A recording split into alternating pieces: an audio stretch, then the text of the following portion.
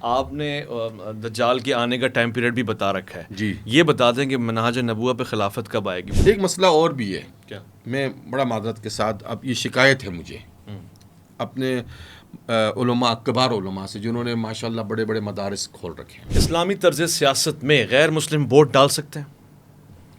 یہ ووٹ کی سیاست تو اسلام میں کہاں ہے؟ یہ پہلے پوچھنا پڑے گا کہ اسلام میں ووٹ کی سیاست بھی ہے.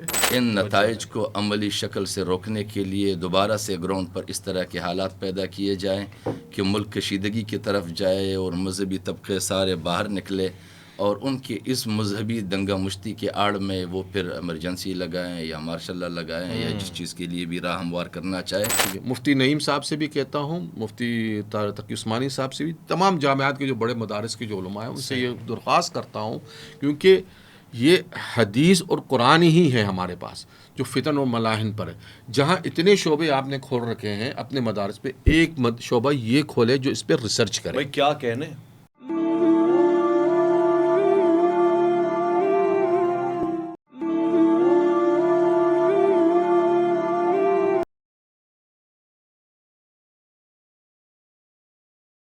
سلامتی ہے ان آنکھوں پہ جو ہدایت پہ نظر جمائے بیٹھی ہیں، ان کانوں پہ جو ذکر خیر کے منتظر رہتے ہیں، اور ان قدموں پہ جو ہدایت کی راہ پہ گامزن ہیں. السلام علیکم ورحمۃ اللہ وبرکاتہ. تمام تعریفیں خدائے بزرگ برتر کے لیے جو وحد لا شریک ہے، نہ کوئی ثانی نہ کوئی ہمسر.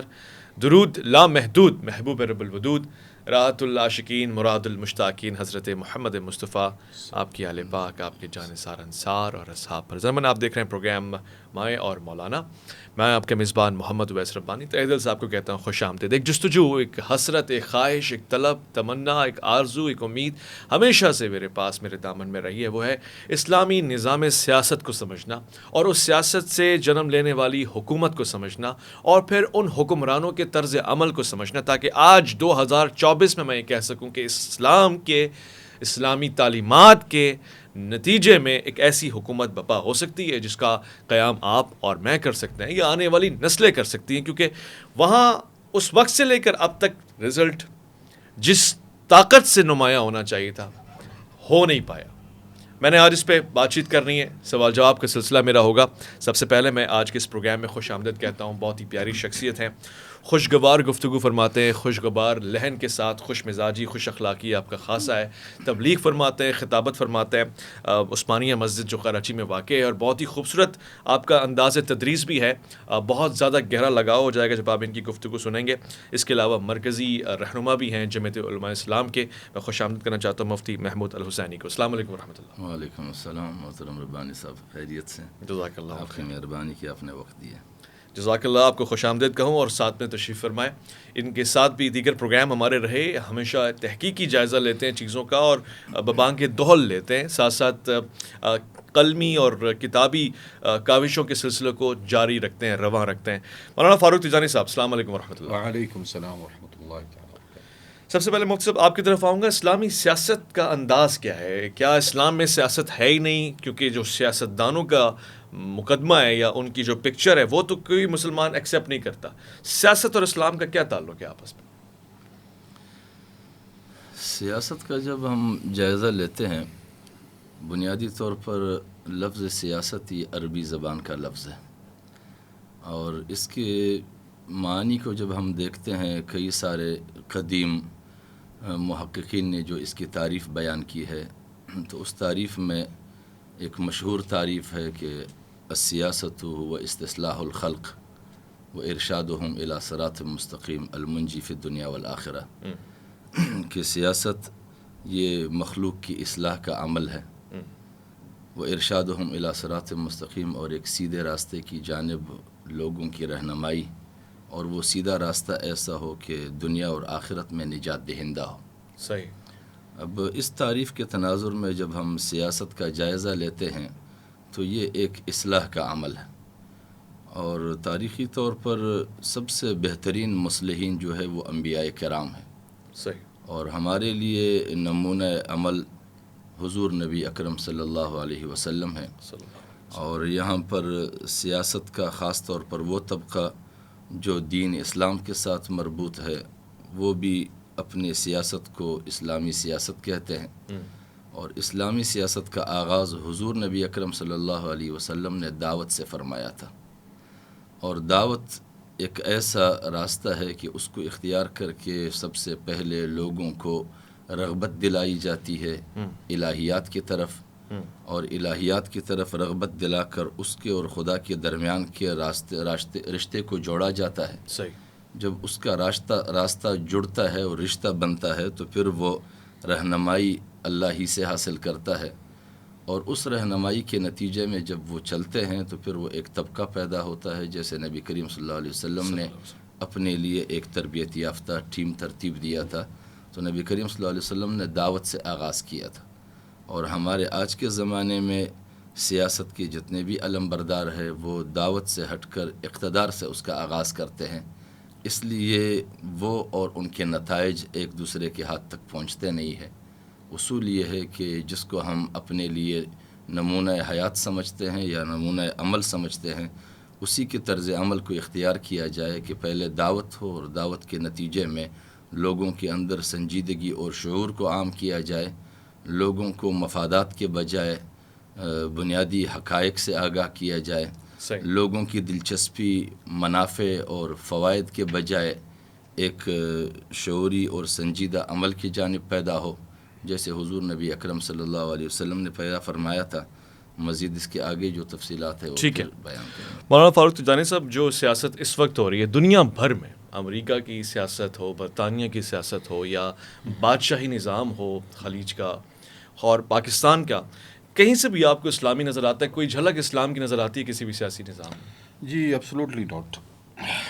کسی بھی طور پر جو ہے اسلامی ممالک میں اسلامی سیاست کی طرز پہ کوئی سیاست نہیں ہے اچھا، اس وقت۔ پاکستان میں بھی نہیں ہے، ایران میں بھی نہیں ہے، سعودیہ میں بھی نہیں؟ نہیں، کوئی نہیں ہے، کیونکہ حضور صلی اللہ علیہ وسلم نے جس نظام سیاست کو امت کے لیے پسند کیا تو اس کا ٹائٹل اور نام بھی دے کے گئے ہیں، اچھا، جسے کہتے ہیں خلافت علی منہاج النبوہ۔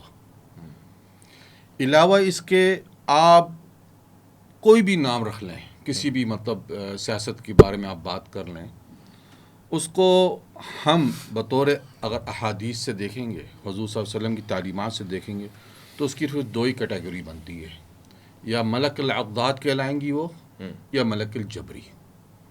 علاوہ اس کے تیسری کوئی کیٹیگری نہیں ہے۔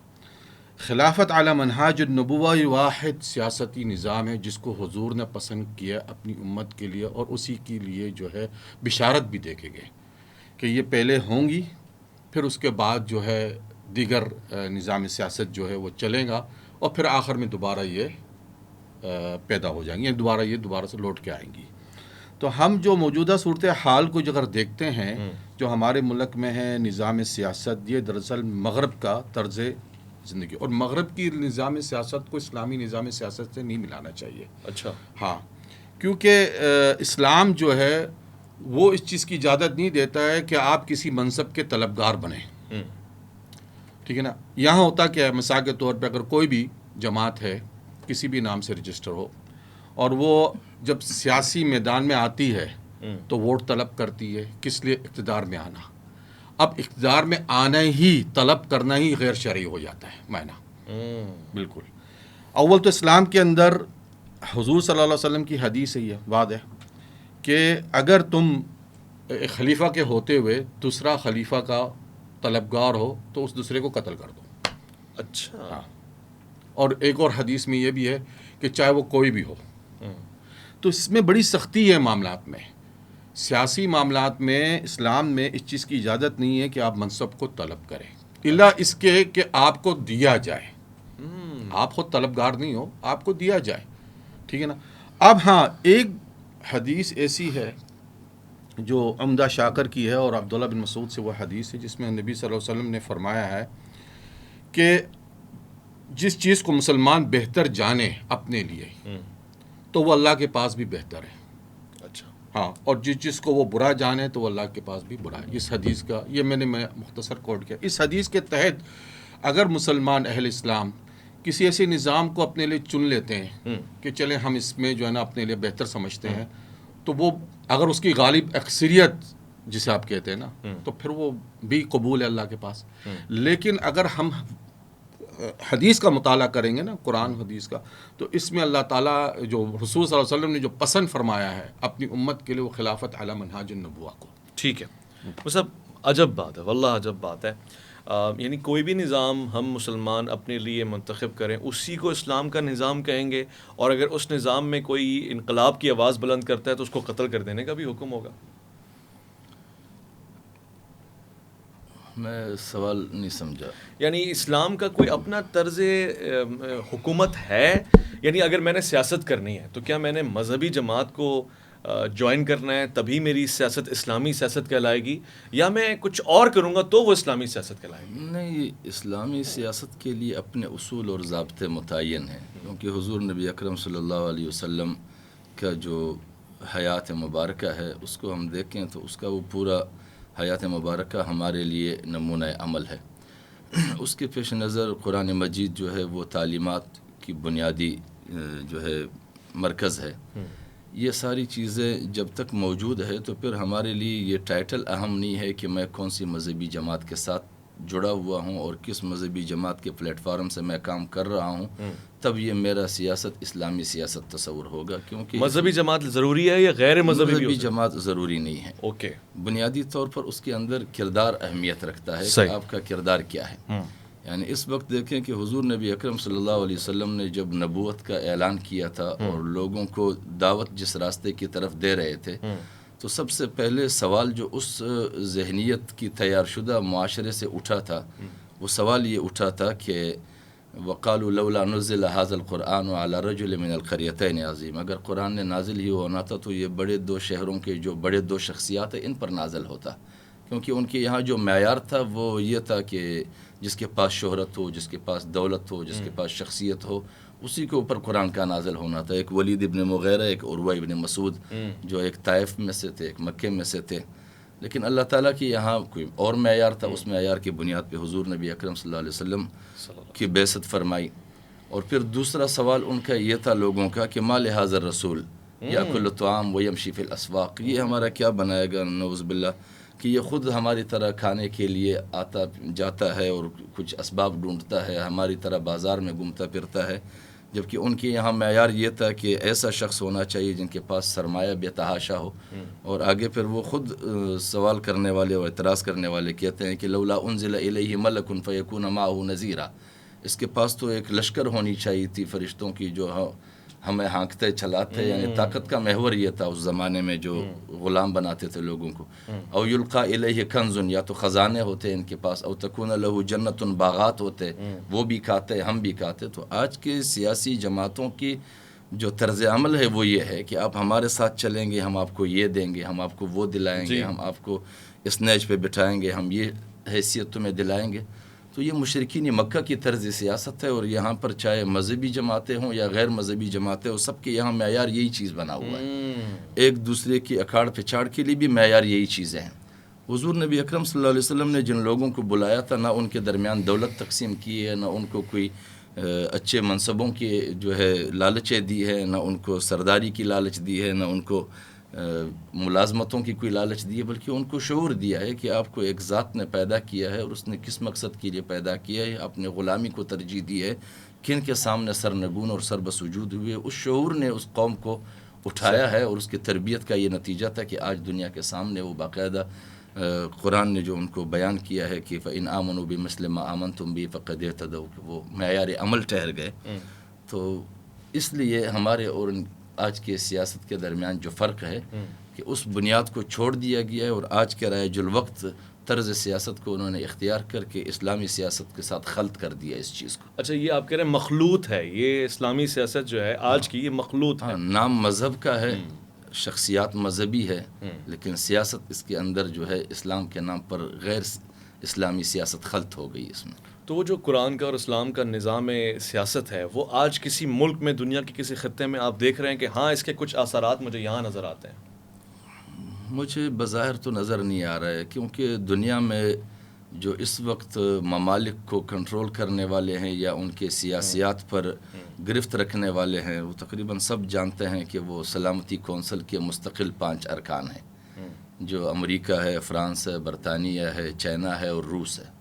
انہوں نے تمام خطوں کو اپنے درمیان تقسیم کیا ہوا ہے، اور جو خطے جس کے حصے میں آتے ہیں، جن کی مفادات کے وہ میدان بنے ہوئے ہیں، تو وہاں پر وہ سیاسی طرز عمل کو بھی اپنے مقاصد کے پیش نظر خود طے کرتے ہیں کہ یہاں پر کس طرز کی سیاست ہونی چاہیے اور کس طرز سیاست سے ہمارے مفادات کا تحفظ ممکن ہے۔ صحیح۔ اچھا تجانی صاحب، آپ جو کرنٹ افیئرس کو مد نظر رکھتے ہیں، اس کو پیش نظر رکھتے ہوئے گفتگو کرتے ہیں، جو اس وقت عالم اسلام میں بالخصوص اور بین الاقوامی قوتیں جتنی بھی ہیں غیر اسلامی، ان کا طرز سیاست ایسا لگتا ہے کہ اسلام مخالف ہو رہا ہے، یعنی وہ کسی بھی طرح سے اسلام کو دبانا چاہتے ہیں۔ یعنی آج اگر آپ کہیں گے کہ یہ کیوں کہیں گے جی یہودی سازش تھی، اس کے پیچھے یہ امریکہ کا ہاتھ تھا، واقعاً ایسا ہوتا ہے یا صرف ہمارا ہی قصور ہے اس میں؟ یہ ہو کیا رہا ہے، ہوتا ہی یہی ہے۔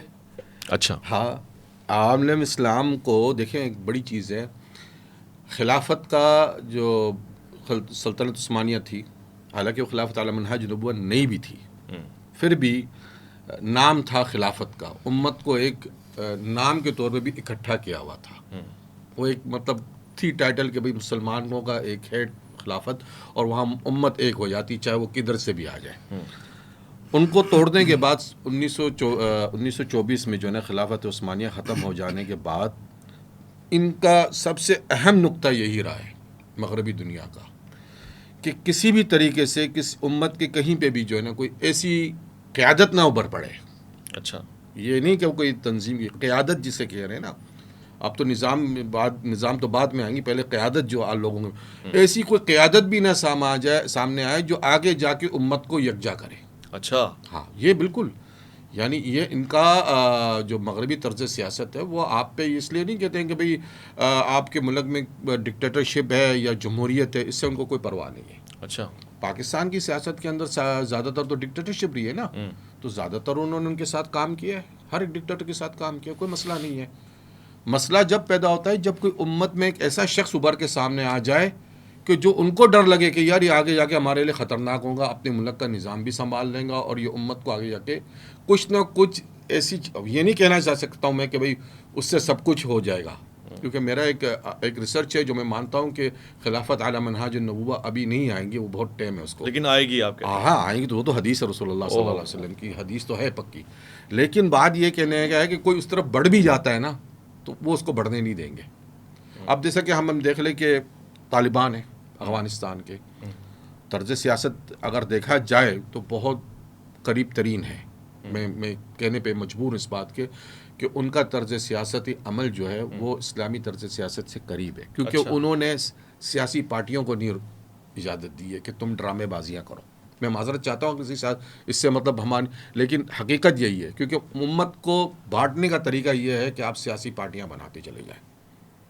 ہر کی اپنے نظریات ہیں نا، میرے نظریات ہیں، آپ کے نظریات ہیں، اور پھر میں گرو بنا کے بیٹھ جاؤں کہ بھئی میرے نظریات کا گرو صحیح ہے، آپ کا نظریات غلط ہے، پھر آپس میں ٹکراؤ ہو، چاہے وہ ڈیبیٹ کے طور پہ ہو، مباحثہ کے طور پہ ہو، مکالمہ کے طور پہ ہو، یہ جو ہے نا امت میں ایک لرزش پیدا کرتی ہے، اور اس سے جو ہے نا روکا جانا چاہیے۔ ٹھیک ہے، میں ایک سوال پوچھوں آپ کی اجازت ہو صاحب، اگر ایک عام طالب علم یہ پوچھے کہ رسالت مآب صلی اللہ علیہ وآلہ وسلم کی زندگانی میں، آپ کی حیات مبارکہ میں بھی کیا سیاست کی اجازت تھی؟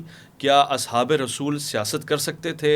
یہ اس کو اس طرح سے کیسے دیکھیں گے، یعنی ریاست مدینہ میں سیاست ہو سکتی ہے؟ سوال گہرا ہے کافی۔ حضور نبی اکرم صلی اللہ علیہ وسلم کے زمانے میں جس جماعت کو حضور نبی اکرم صلی اللہ علیہ وسلم نے تیار کیا تھا، یا جس کی تربیت حضور نبی اکرم صلی اللہ علیہ وسلم نے فرمائی تھی، ان کی سیاست حضور نبی اکرم صلی اللہ علیہ وسلم کے تابع تھی۔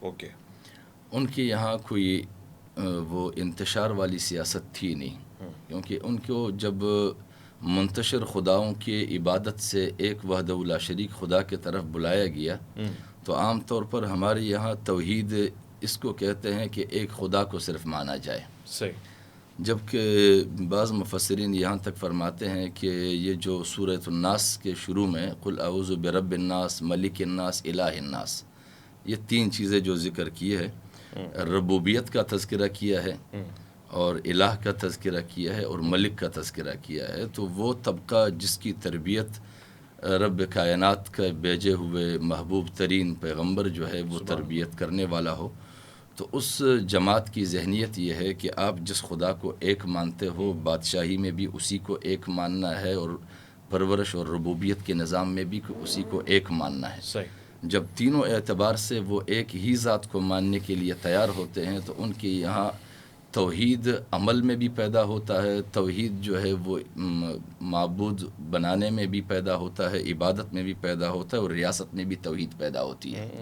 ہمارے یہاں صرف خدا کو ایک ماننے کی جو توحید کا تصور ہے، اس نے باقی چیزوں سے توحید نکال دی ہے، ہماری شخصیت سے بھی توحید نکال دی ہے، ہماری کردار سے توحید نکال دی ہے، ہمارے معاشرے سے توحید نکال دی، ہمارے درمیان وحدت کو نکال دیا ہے۔ تو توحید انتہائی وسیع پیمانے پر جو ہے وہ ریاست کو ایک رکھتا ہے، نظام کو بھی ایک رکھتا ہے، اور قوت کو بھی مجتمع رکھتا ہے۔ ہمارے یہاں توحید کے تصور نے ہمارے درمیان جو ہے بگاڑ پیدا کر دی ہے کہ ہمارے توحید کا تصور محدود ہو گیا ہے۔ تو حضور نبی اکرم صلی اللہ علیہ وسلم کے زمانے میں صحابہ کرام سیاست کرتے تھے، لیکن وہ سیاست حضور نبی اکرم صلی اللہ علیہ وسلم کے بتائے ہوئے اسلوب پر کرتے تھے، اور اس طرح کی سیاست کرتے تھے کہ قوم کے لیے وہ خیر کا باعث بنے، قوم کے لیے انتشار کا باعث نہ بنے۔ خوبصورت۔ وہ سب مصعب نے گفتگو فرمائی کہ وہ سیاست ایک ایسی اعلیٰ ترین سیاست تھی کہ خود طلاب بھی ایسی شخصیت کے تھے، اس میں کوئی طرز اختلاف بھی ہو تو اس کا بھی ایک معیار ہوا کرتا تھا۔ آج کے دور میں امت مسلمہ میں آپ دیکھیں نا کہ اس وقت میں پاکستان کے الیکشن کی بات کروں یا دیگر مذہبی جماعتوں میں بھی اتنا انتشار، اتنا اختلاف ہے، اتنی کشیدگی ہے، اتنے فاصلے ہیں، تو اسلام آپ کو متحد ہوتا ہوا نظر آتا ہے کسی سیاست کے بدولت؟ یہاں پہ تو پاکستان میں اصل میں ایک چیز اور ذہن میں رکھ لیں، ہم شاید کچھ چیز کو مس کر رہے ہیں اپنے ڈیبیٹ کے اندر۔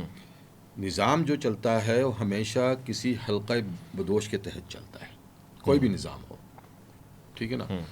اور وہ حلقہ جو ہوتے ہیں ان کے ایک فکر، ایک ذہنیت ہوتی ہے کہ ہم نے یہ نظام کو لے کے چلانا ہے۔ اچھا، اب پاکستان کے اندر جو نظام ہے وہ نظام یقیناً اسلامی نہیں ہے، اسلام کا اس نظام سے کوئی تعلق ہی نہیں ہے، ٹھیک ہے نا؟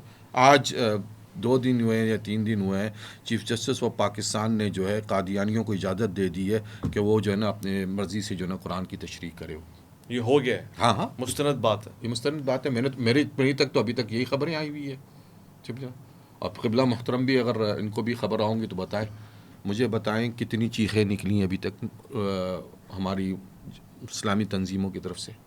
وہ تو ایک فرانس کے سفیر کو نکالنے کے لیے جو دھرنا دے رہے تھے، یہ تو بہت بڑی بات ہے، یہ تو بہت بڑی بات ہے، چھوٹی موٹی بات نہیں ہے۔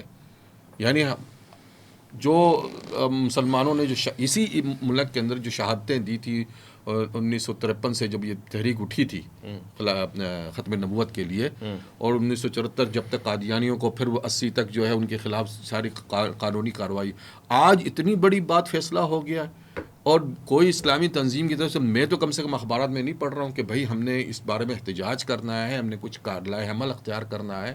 کیا ہے یہ اسلامی ملک کے اندر اتنی بڑی اجازت؟ تو یہ کہاں اسلام کی، آپ اقتدار کی سیاست کو دفاع کریں، اس وقت تو اسلام کی بقا کی سیاست کرنا ضروری ہو گیا ہمارے لیے۔ اس پہ کون بات کر رہا ہے؟ میں تو حیران ہوں، کوئی نہیں بات کر رہا ہے۔ مجھے پتا نہیں کہ شاید میں آپ یہاں سے نکلوں تو ویگا ڈالو مجھے اٹھا کے لے جائے، کیونکہ میں نے تو مجبور ہو گیا کہ بھئی ختم نبوت کا معاملہ ہے، یہ کیسے قادیانیوں کو اجازت دی جا سکتی ہے کہ آپ جو ہے وہ قرآن میں جو ہے نا اپنی مرضی سے جو ہے نا وہ اس کی وہ رکھے؟ اس لیے وہ تو ہے ہی کافر، کافر کو کس طریقے سے اجازت دی جا سکتی ہے کہ وہ قرآن کے اندر جو ہے اپنی مرضی سے تشریح کرے؟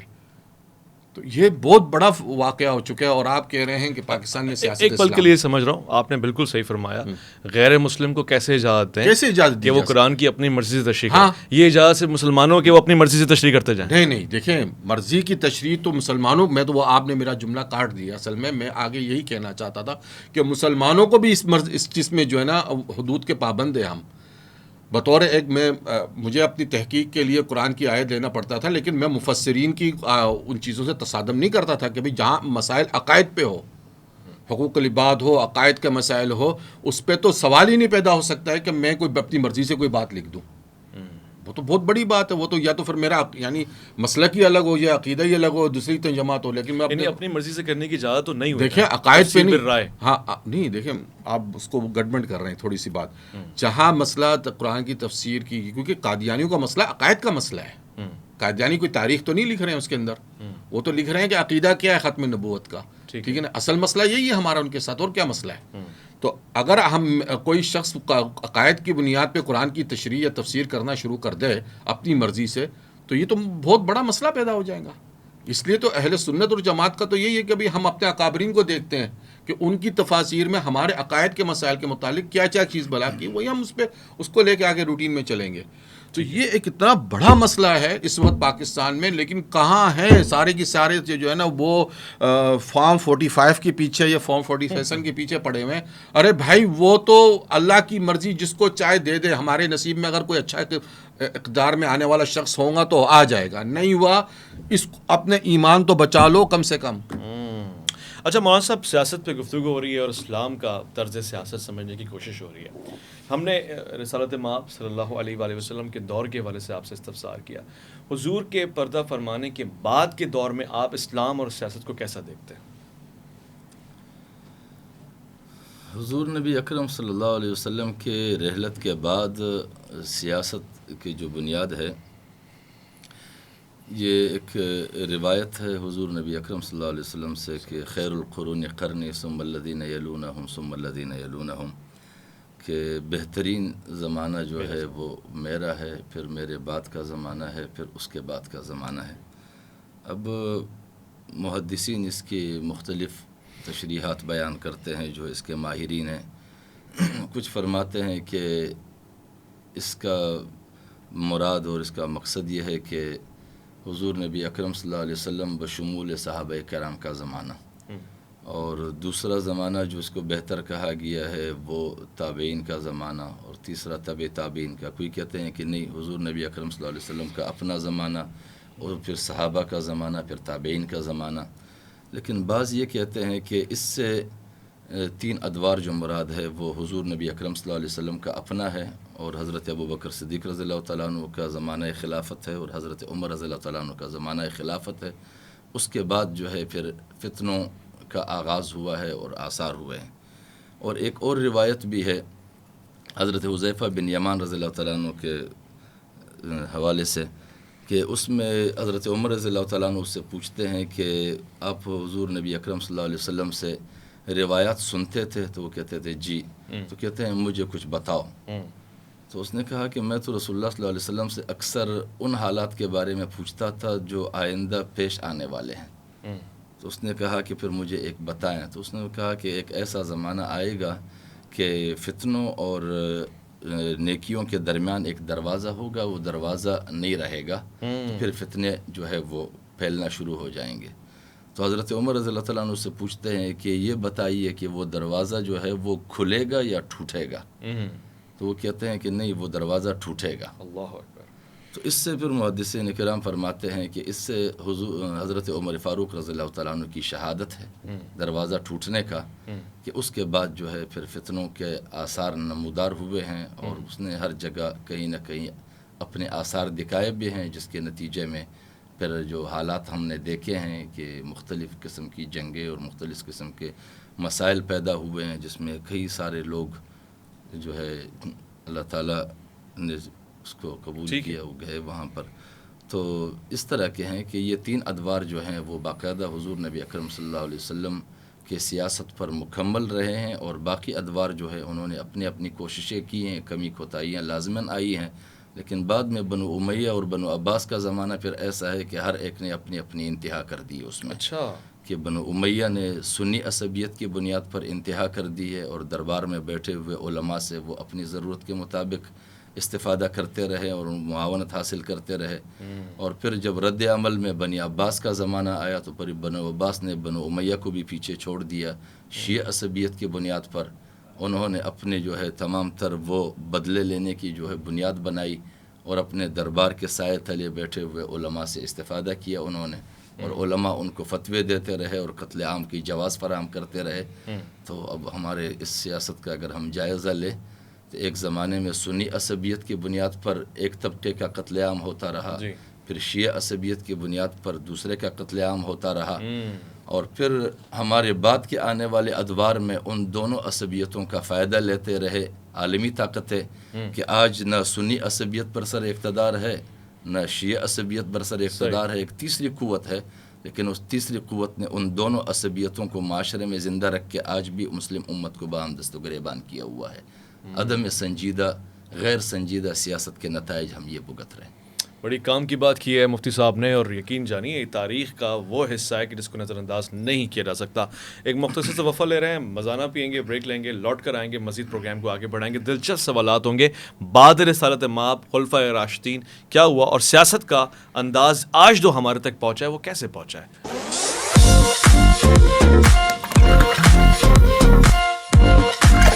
عزیزان پروگرام کے اس حصے میں ایک کرنٹ افیئر کے اوپر ضرور بات کرنا چاہوں گا. اس وقت وقفے میں ماحول بھی اسی بات کے اوپر بن گیا تھا، اور ظاہر ایک انفارمیشن ہے جو پہنچ جائے.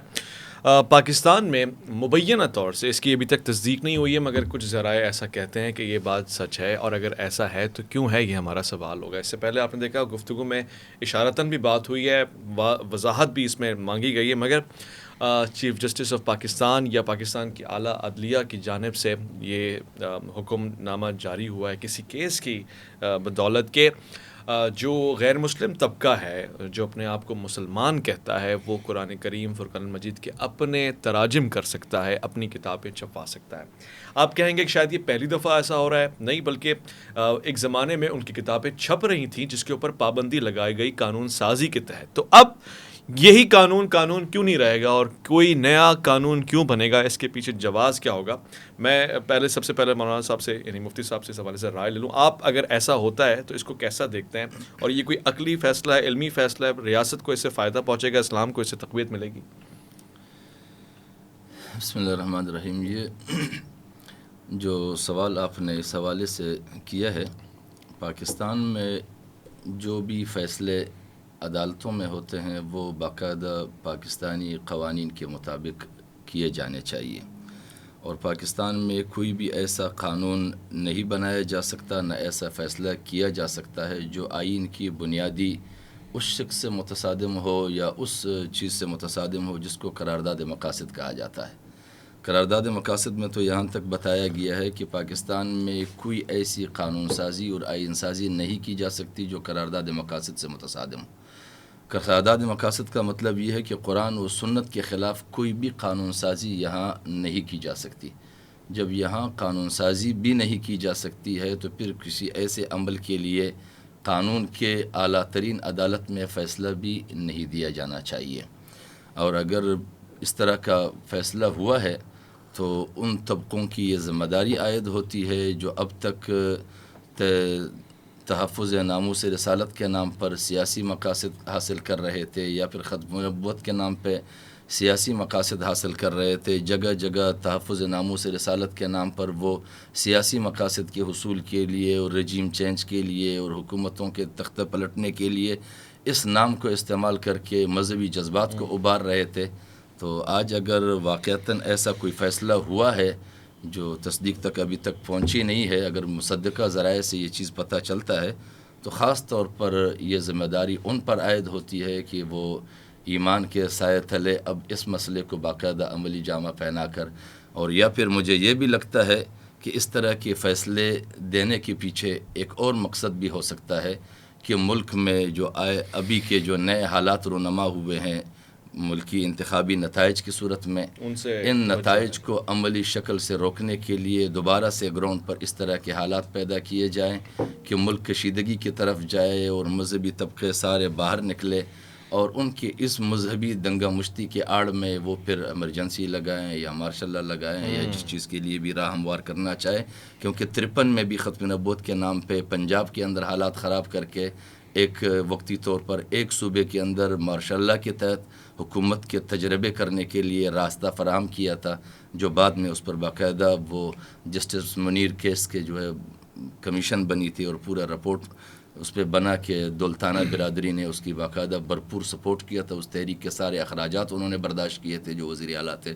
تو وہ صرف اپنے وزارت اعلیٰ کو کنٹرول رکھنے کے لیے اور ٹھوانہ برادری کو اقتدار سے دور رکھنے کے لیے ختم نبوت کے تحریک کا سہارا لیا گیا. تو مبادا کہ ابھی پھر ایسے حالات نہ پیدا کیے جاتے ہوں اس فیصلے کے آڑ میں. بڑی گہری نگاہ آپ نے اس پہ رکھی ہوئی ہے اور تحقیقی نگاہ ہے، بڑا گہرا جائزہ آپ نے پیش فرمایا ہے. واپسی آئیں گے اس موضوع سے جڑی ہوئی بات کریں گے. تجانی صاحب آپ نے ہماری معاونت فرمائی, آپ نے عالمی جائزہ بھی لیا. ہم اس سوال کے اوپر تھے رسالت مآب صلی اللہ علیہ وآلہ وسلم, اس کے بعد خلفاء راشدین یعنی شیخین کے دور کی بات پہنچی تھی. بعد کی سیاست کو آپ کیسا دیکھتے ہیں؟ وہ بھی اسلامی ہے, اور پھر یہ ملوکیت کا انداز اسلامی ہو سکتا ہے جو آج ہمارے درمیان خلیجی ممالک میں بھی موجود ہے؟ دیکھیں ایک بات میں آپ کو بتاؤں کہ یہ لفظ جو ہے نا ملک یا خلیفہ یا سلطان, وزیر اعظم, صدر وغیرہ, یہ صرف فرق جو ہے الفاظ کے ہیں. اس سے اسلام کی معنوں کو, کیونکہ اللہ تعالیٰ نے قرآن میں کئی جگہ پہ حضرت داؤد علیہ السلام کو ملک بھی کہا, حضرت سلیمان علیہ السلام کے لیے بھی استعمال کیا, حضرت طالوت علیہ السلام کے لیے بھی استعمال کیا. تو ملک کا مطلب یہ نہیں ہو گیا کہ وہ اللہ کا خلیفہ نہیں ہے. ایک چیز کو ذہن میں رکھیں. دوسری چیز یہ ہے کہ آپ جس طرف آنا چاہ رہے ہیں, میں آپ کو ایک بات بتاؤں. یہ تو ہم اہل سنت والجماعت کہتے ہیں کہ ہمیں اسلام جو ملا ہے وہ صحابہ کرام رضی اللہ عنہم اجمعین کی طرف سے ملا. یہ ہمارا عقیدہ ہے, ہمارا اسلام جو ہے نا وہاں سے آیا. اور ابھی بھی مفتی صاحب نے یہ بھی فرمایا ہے کہ بالکل درست فرمایا ہے کہ صحابہ جو تھے جو سیاست کرتے تھے حضور سے ملتے تھے. اور یہ بھی بتا دوں آپ کو کہ اسلام اور سیاست کا چولی دامن کا ساتھ ہے. اچھا, کیونکہ اسلام کے اندر ہی سیاست ہے نا, یہ تو نہیں ہے. اب اس سیاست کا معنی یہ نہیں کہ اب مجھے اقتدار کے لیے ہی سیاست کرنا ہے. سیاست تو تبلیغ کے تھرو بھی ہوتی ہے نا. سیاست تو آپ ماحول بنانے کے لیے بھی کرتے ہیں کہ ایک ماحول آپ نے بنانا ہے, چاہے وہ گھر کا ماحول بنانا ہے, محلے کا بنانا ہے, ایک کمیونٹی کا بنانا ہے, وہ بھی ایک سیاست کا طلبگار ہے. تو سیاست سے اسلام کا یہ نہیں ہے کہ اسلام میں سیاست نہیں ہے, اسلام کا کوئی تعلق نہیں. بس چونکہ اب برصغیر ہند کے اندر سیاست کا معنی جو ہے نا بہت ہی تصویر بہت بگاڑ دی گئی ہے, بلکہ عالم اسلام کے اندر اس وقت صورتحال کچھ ایسی ہوگی, بہت ہی گندی ہوگی. تو لوگ یہ سمجھتے ہیں کہ جو سیاسی ہے وہ بڑا مکار ہے, منافق ہے, یہ چیز وہ چیزیں مان لے کے بیٹھے گئے. حقیقت سے اسلام سے اس کا کوئی تعلق نہیں. اسلام میں سیاست ہے, آپ کر سکتے ہیں. اچھا, اب جہاں تک تعلق ہے صحابہ کرام رضی اللہ عنہم کی خلافت, صحابہ کرام جب ہم کہتے ہیں کہ ہم نے دین صحابہ سے لیا تو سیاست بھی انہی سے لیا ہم نے, کیونکہ وہ دین اسی میں ہے. ٹھیک ہے نا. تو کسی بھی صحابی کی خلافت کو ہم یہ نہیں کہہ سکتے ہیں کہ وہ ملک الاقدات تھی, سوال ہی نہیں پیدا ہو سکتا ہے. اور یہ جو یہاں پہ میں کسی اور جگہ پہ نشست میں شاید میں سن رہا تھا کہ بھائی خلافہ راشدین مہدیین کا تعلق صرف 4 صحابہ کرام رضی اللہ عنہم سے ہے. یہ بھی بات درست نہیں ہے.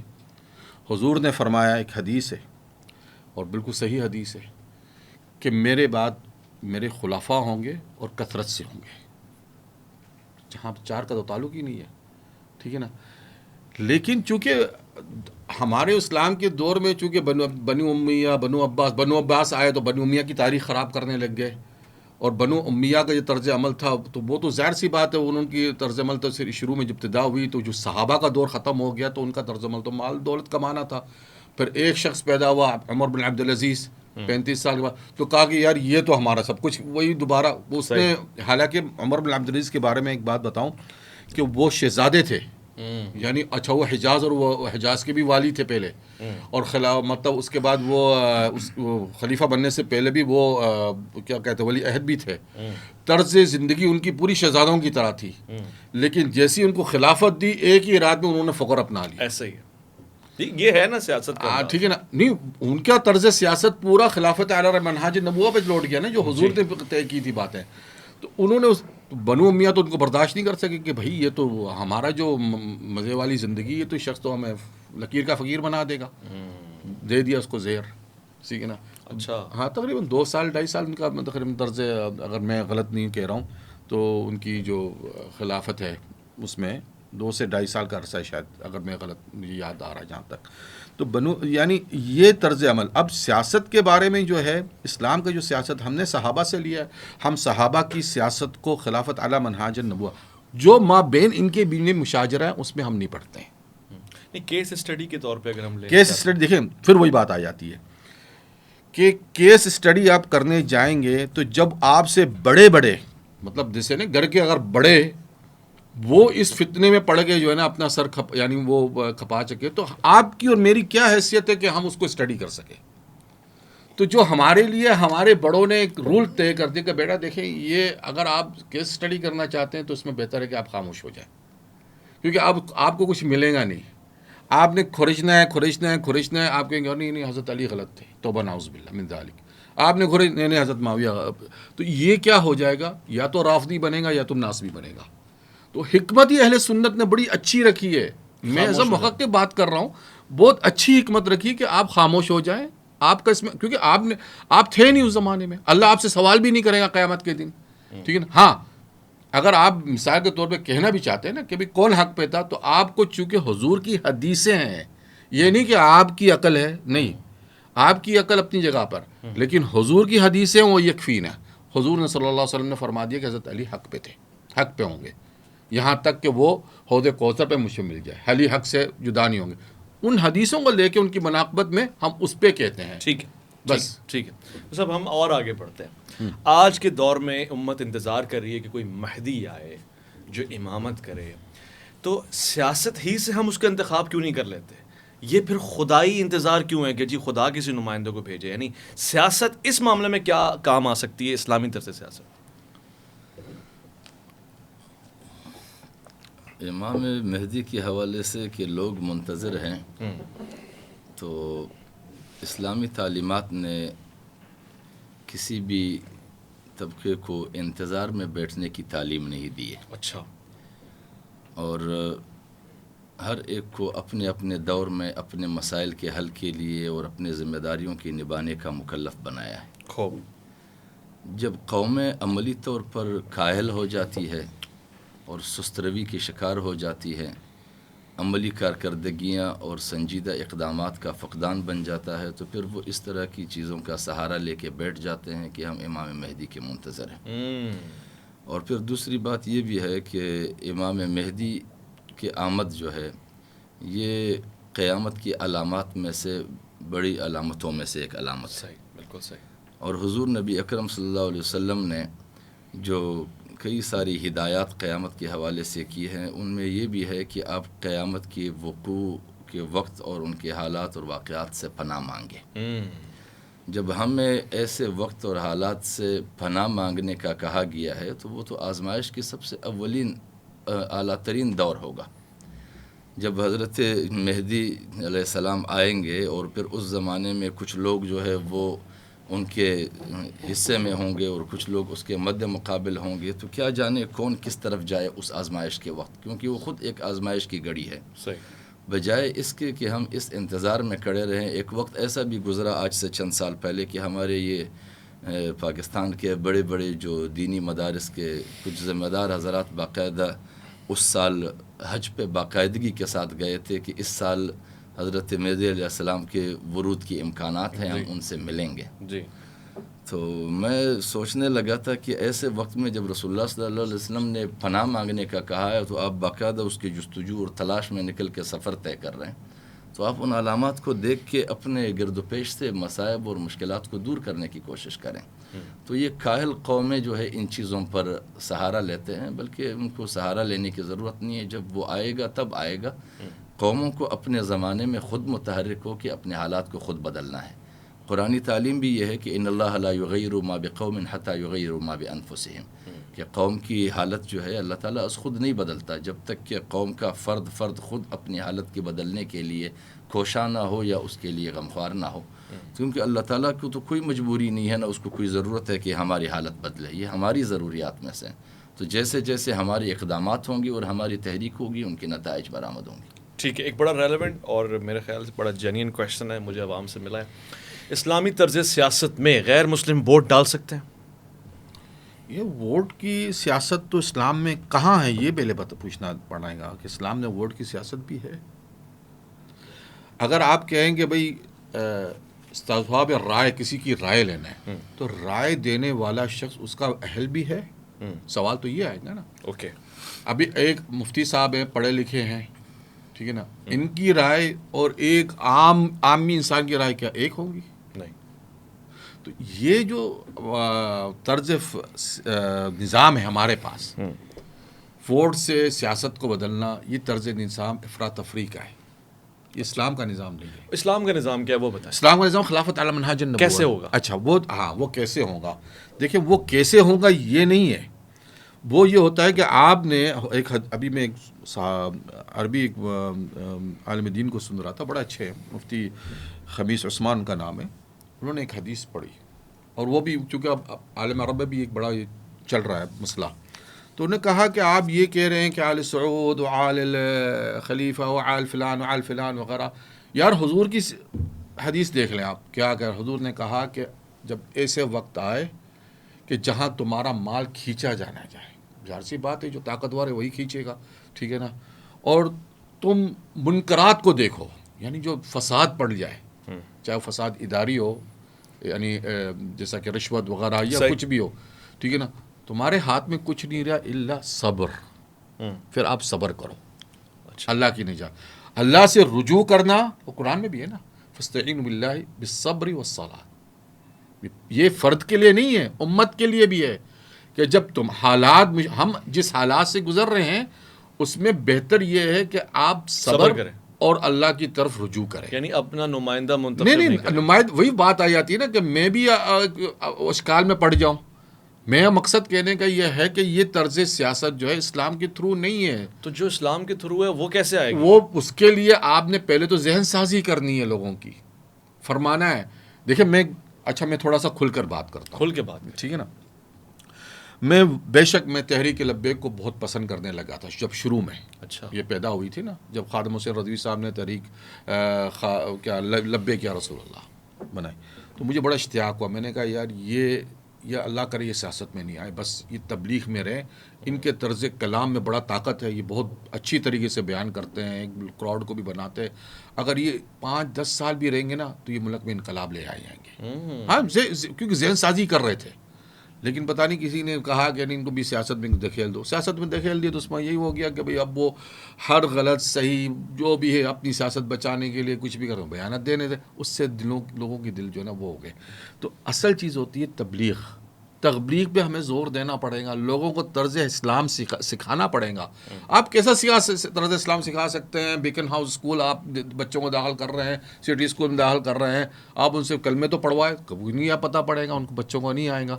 طرز اسلام اپنے گھر میں آپ کو لانا پڑے گا. کسی نے مجھے بتایا، بلکہ میں نے سنا ہے، بڑا مشہور واقعہ ہے کہ پاکستان کے صدر جو پہلے جو سابق تھے جنرل ضیاء الحق، وہ چلے گئے تھے خمینی صاحب کے پاس اور کہا کہ جی پاکستان میں کس طریقے سے ہم اسلام لے کے آئے. تو اس نے کہا اسلام پاکستان کا کیا رقبہ ہے؟ اس نے کہا اتنے لاکھ مربع میل رقبہ ہے. کہنے گا اچھا تو تم ایسا کرو، پہلے اپنے 6 فٹ پہ اسلام کو نافذ کرو، پھر پاکستان پہ نافذ کرو. بات یہاں سے شروع ہوں گی حضرت. اسلامی سیاست تو بعد میں شروع ہوئی تھی، پہلے حضور نے جماعت بنائی تھی اسلام کی سیاست کرنے کے لیے. انہوں نے بھی یہی فرمایا نا، صحابہ کی طرز پہ اگر ہم اپنی زندگی کو بسر کرنا جانیں گے تو ہم اسلامی سیاست کریں گے. ہمارے سوچ اور فکر میں مغربی دنیا ہے اور آپ ہم سے پوچھ رہے ہیں کہ اسلامی سیاست کرو. بھائی نہ آپ کی جوڈیشری اسلامی ہے، وہ اینگلو سیکسن لا پہ یہاں پہ آپ نے طرز جوڈیشری بنائی ہوئی ہے.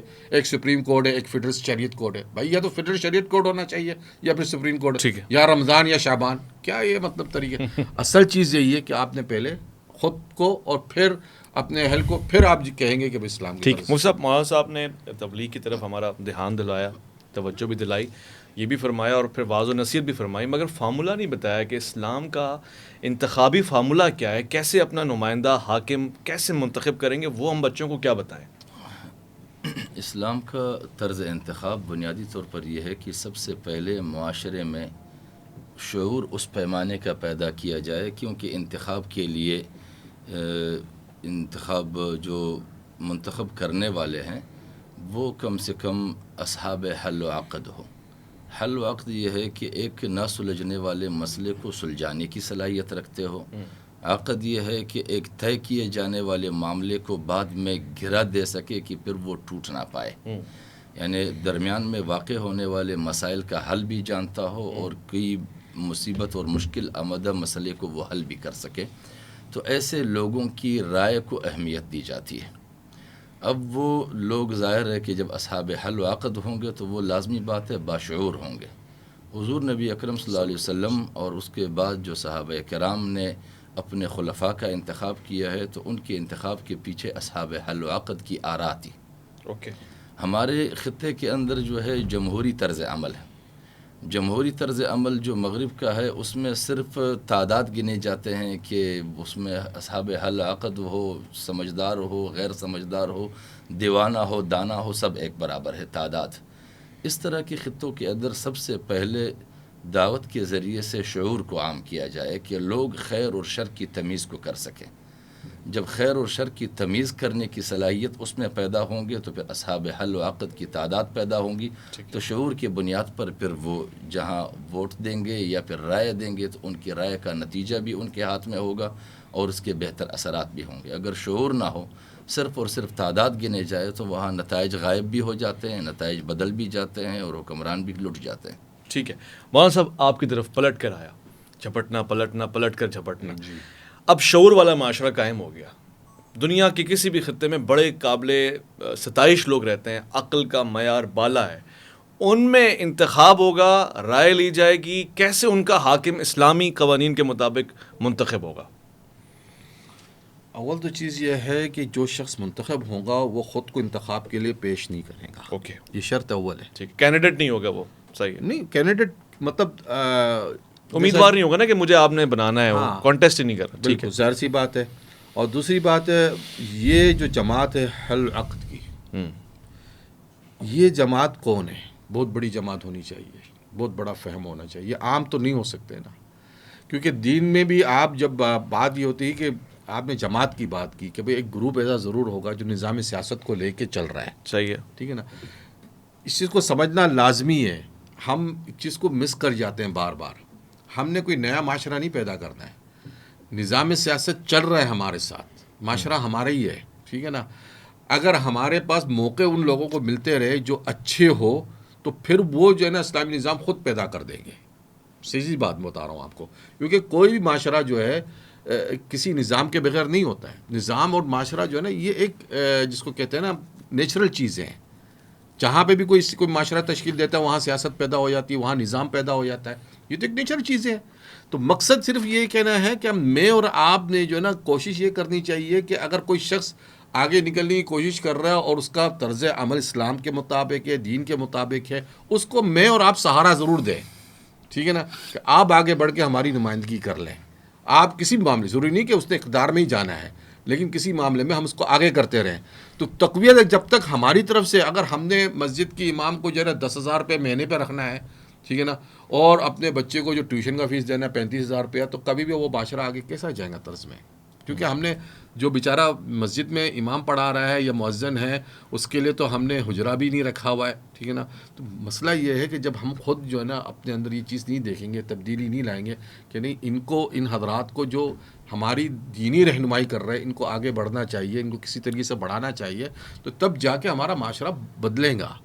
ایسا نہیں بدلے گا کہ آپ نے، مسئلہ یہی ہے کہ اب یہی سوچتے ہیں کہ بھئی ہم کون سا نظام اپنے، بھئی نظام تو آپ کے پاس ہے، آلریڈی چل رہا ہے. کیا ہے وہ نظام؟ دیکھیں وہی بات آئی، آپ اگر بنا نظام، چاہے وہ جبری کیوں نہ ہو. اچھا، وہ بھی آپ کہہ رہے ہیں چلے گا، وہ بھی اسلامی کہلائے گا؟ نہیں، اسلامی نہیں کہلائیں گے. میں اسلام کا نظام جاننا چاہتا ہوں. اسلامی نظام تو میں نے آپ کو پہلے کہہ دیا، خلافت علی منہاج النبوہ ہے. کیسے ہوگی آج کے دور میں؟ آج کے اگر معاملہ یہ چیز کو دیکھا جائے تو وہ ابھی تو آ ہی نہیں سکتی ہے، کیونکہ میں اس ریسرچ پر رکھتا ہوں اپنے آپ کو سارا تکیہ کہ چیزیں کب برپا ہونے والی ہے. ٹھیک ہے. تو یہ خلافت علی منہاج النبوہ اب اور آج کے دور میں نہیں آئے گی. اچھا، ویسے آپ پریڈکشن بھی دیتے ہیں، کیلکولیشن بھی کرتے ہیں. جی. آپ نے دجال کے آنے کا ٹائم پیریڈ بھی بتا رکھا ہے. جی. یہ بتا دیں کہ منہاج نبوہ پہ خلافت کب آئے گی، وہ بھی کیلکولیٹ کرتے ہیں. ہاں، یہ بات ضروری ہے کہ یہ دو عالمی قوتوں کا تباہی ہو جائے گا. دیکھیں نا، یہ حالات جو دنیا کے ہیں نا، وہ آپ کو کبھی بھی خلافت علی منہاج النبوہ قائم کرنے نہیں دیں گی. جو بڑی قوتیں ہیں، ٹھیک ہے نا، وہ آپ کے اندر جو ہے نا لوگوں پہ نظریں رکھی بیٹھی ہوئی ہے. تو یہ تو ایک عمل ہے. اس کو سمجھ لینا چاہیے کہ حکمت یہی ہے کہ ہم اس چیز کا مطالبہ نہیں کریں کہ جب ہمیں پتہ ہے کہ ہم ایک چیزوں میں پڑ گئے تو پھر ایک بہت لمبی جو ہے نا جنگ شروع ہو جائیں گی. تو بس حکمت کے تحت ہمارے لیے ہے کہ جو حضور نے کہا کہ صبر کرو کہ یہاں تک کہ ان کے حالات تبدیل ہو. ان کے حالات ضرور تبدیل ہونے والے ہیں، یہ آپس میں ٹکرانے والے ہیں، بڑی قوتیں. یہ بالکل میں آپ کو ڈیفینیٹلی بات بتا رہا ہوں. اب اس کے دیکھیں ایک مسئلہ اور بھی ہے. کیا؟ میں بڑا معذرت کے ساتھ، اب یہ شکایت ہے مجھے اپنے علماء، کبار علماء سے، جنہوں نے ماشاءاللہ بڑے بڑے مدارس کھول رکھے ہیں. اوکے. اور میرا جانا بھی ہوا، دارالعلوم کراچی بھی گیا، اشرف مدارس بھی گیا، وہاں میں نے درخواست بھی دائر کی، اور ان لوگوں سے بھی آج بھی آپ کے تھرو میں یہ بات کہنا چاہتا ہوں.